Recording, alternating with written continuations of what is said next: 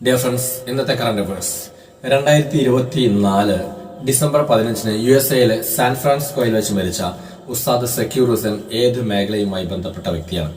ഓർമ്മിക്കുക, വളരെ പ്രശസ്തനായ നാഷണൽ ആൻഡ് ഇന്റർനാഷണൽ തബല പെർഫോമറാണ് ഉസ്താദ് സക്കീർ ഹുസൈൻ. അദ്ദേഹത്തിന്റെ പിതാവ് അല്ലാ രഖ ഖാനും വളരെ പ്രശസ്തനായുള്ള തബലിസ്റ്റ് ആയിരുന്നു. ഒരുപാട് ബോളിവുഡ് ആൻഡ് ബ്രിട്ടീഷ് ഫിലിം സിനിമകളെല്ലാം അഭിനയിച്ച ഒരു അഭിനേതാവ് കൂടിയാണ് ഉസ്താദ് സക്കീർ ഹുസൈൻ.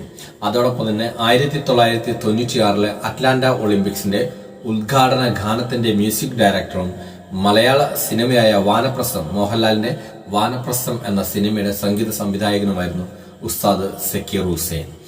ഒരേ സമയം അല്ലെങ്കിൽ 3 ഗ്രാമി അവാർഡ് ലഭിക്കുന്ന ഒരേയൊരു ഇന്ത്യക്കാരൻ കൂടിയാണ് ഉസ്താദ് സക്കീർ ഹുസൈൻ. 3 ഗ്രാമി അവാർഡ് കിട്ടുന്ന ഒരേയൊരു ഇന്ത്യക്കാരൻ കൂടിയാണ് ഉസ്താദ് സക്കീർ ഹുസൈൻ.